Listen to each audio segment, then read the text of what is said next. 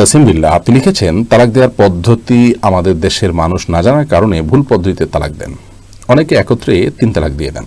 স্বামী স্ত্রী বিচ্ছিন্ন হওয়ার শরীয়তসম্মত পদ্ধতি কি, এ বিষয়ে দিক নির্দেশনা দিলে অনেক মানুষ উপকৃত হবে। আবু রায়হান সোহাগ, আপনি লিখেছেন, আমি আমার স্ত্রী থেকে অনেক দূরে থাকি, এতে কি তার প্রতি অবিচার হচ্ছে?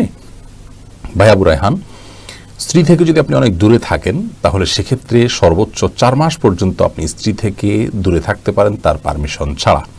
কিন্তু 4 মাসের বেশি যদি আপনি থাকেন তার পারমিশন ছাড়া, তাহলে সেটি আপনার জন্য জায়েজ হবে না এবং সেক্ষেত্রে আপনি স্ত্রীর প্রতি অবিচার করছেন বলে বিবেচ্য হবে। অবশ্য 4 মাসের বেশিও যদি আপনি বাইরে থাকেন, স্ত্রী থেকে দূরে থাকেন, প্রবাসে থাকেন, তাহলে সেক্ষেত্রে স্ত্রী যদি পারমিশন দেয় আপনার জন্য জায়েজ হবে। স্ত্রী যদি আপনার জন্য অনুমোদন করে যে হ্যাঁ ঠিক আছে, আমি সবর করব, আমার আব্রুকে আমি রক্ষা করে চলবো এবং আমাদের কল্যাণার্থে আপনি থাকছেন বাইরে বা দূরে, তো সেটি তিনি যদি মেনে নেন তাহলে আপনার জন্য জায়েজ হবে। তার মানে আপনি বাইরে থাকতে হলে দীর্ঘ সময় পর্যন্ত আপনাকে সংশ্লিষ্ট দেশের ভিসা যেরকম নিতে হবে, আপনার নিজের দেশ থেকে যেরকম ক্লিয়ারেন্স নিতে হবে, একইভাবে আপনার স্ত্রী থেকেও ভিসা বা অনুমোদন নিতে হবে যদি আপনি বিবাহিত হয়ে থাকেন। বিষয়টি আমাদের অনেক ভাইয়ের আসে বা বিবেচনা করেন। আমি অনেক প্রবাসীর কথা জানি যাদের স্ত্রীগণ অভিযোগ করেন যে আমার স্বামী শুধু টাকার জন্য, পয়সার জন্য বাহিরে পড়ে থাকেন, আমি চাই না সে সেখানে এত দীর্ঘ সময় পড়ে থাকুন, টাকার লোভে তিনি সেখান থেকে আসতে পারেন না। এই কাজগুলো অত্যন্ত গর্হিত। হ্যাঁ, স্ত্রী যদি অনুমোদন করে তাহলে সেক্ষেত্রে সেটি জায়েজ আছে। নবী করিম সাল্লাল্লাহু আলাইহি ওয়াসাল্লাম বুখারী হাদিসে বলেছেন, ওয়াইন্না লিজাওজিকা আলাইকা হাক্কা, নিশ্চয়ই তোমার জীবন সঙ্গীর অধিকার রয়েছে তোমার প্রতি, অতএব তার হক, তার অধিকার পূরণ করতে হবে।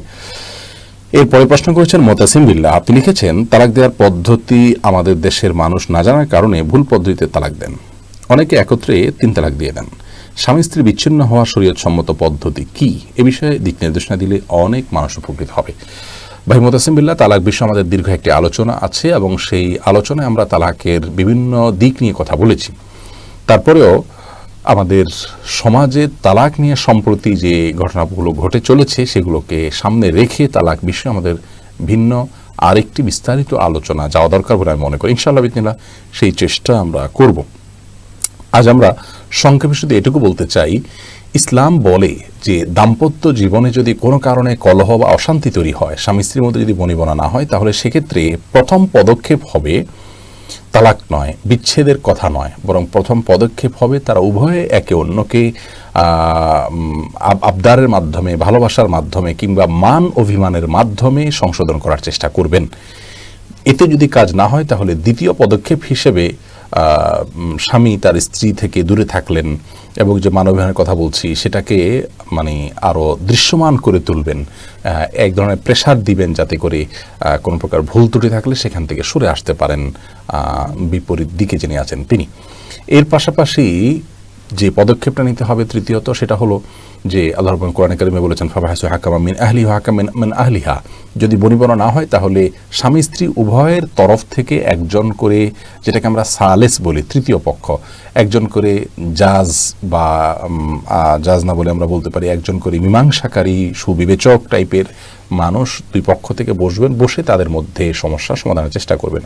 তাতেও যদি না হয় এবং একসাথে থাকতে গেলে আল্লাহর অবাধ্যতা হয়ে যাবে, গুনাহে লিপ্ত হয়ে যাবে, নিজেদের আখলাক নষ্ট হয়ে যাবে, কোনোভাবেই তাদের মধ্যে বনিবনা হচ্ছে না এবং একসাথে তারা থাকতে পারছেন না, সকল পদক্ষেপই আপনার ফেল হয়ে গেছে, এরকম যদি হয় তাহলে সেক্ষেত্রে তালাকের সিদ্ধান্তে যেতে পারেন।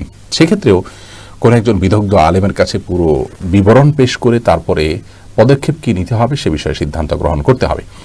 তালাকের ক্ষেত্রে ইসলাম শরিয়ার পদ্ধতি এবং নির্দেশনা হলো যে স্ত্রীর সাথে সহবাস হয়নি এমন পবিত্রতা অবস্থায়, অর্থাৎ মাসিক থেকে পবিত্র হওয়ার পর যেই পবিত্রতার যে পিরিয়ড, এই পিরিয়ডের মধ্যে শারীরিক সম্পর্ক হয়নি, এরকম পিরিয়ডে এসে তালাক দিতে হবে, 1 তালাক, এর বেশি নয়। এটি হলো তালাকে সুন্নাহ বলা হয়, তালাকুস সুন্নাহ বা সুন্নাহ সম্মত তালাক বলা হয় এবং এই তালাক দেওয়ার জন্য নবী সাল্লাল্লাহু আলাইহি ওয়াসাল্লাম নির্দেশ করেছেন। এখানে দেখুন, পিরিয়ড মাসিক যেটা, সেই পিরিয়ড শেষ হওয়ার পর যখন তিনি সুস্থ হলেন, পাক হলেন, একজন স্বামী তার স্ত্রীর প্রতি খুব বেশি আকৃষ্ট হবেন, আগ্রহী থাকবেন এই সময়টাতে, এটাই স্বাভাবিক। কিন্তু সেই সময়েও যদি কেউ তালাক দেওয়ার সিদ্ধান্তটা নেয় তাহলে বুঝতে হবে বিষয়টি অত্যন্ত ভেবে চিন্তে এবং ঠান্ডা মাথায়, তিনি মাথা গরম করে দিচ্ছেন এমন নয়। এই বিষয়টি নিশ্চিত করার জন্য এরকম ধাপ শরীয়ত অবলম্বন করেছে।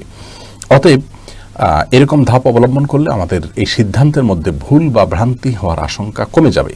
বেশিরভাগ মানুষ তালাক দেওয়ার পর এসে একটা পর্যায়ে এসে আলেমদের কাছে বলেন যে আমরা এখন আবার একত্র হতে চাই, তার মানে তাদের সিদ্ধান্তটা ইম্যাচিউর ছিল, ভুল ছিল।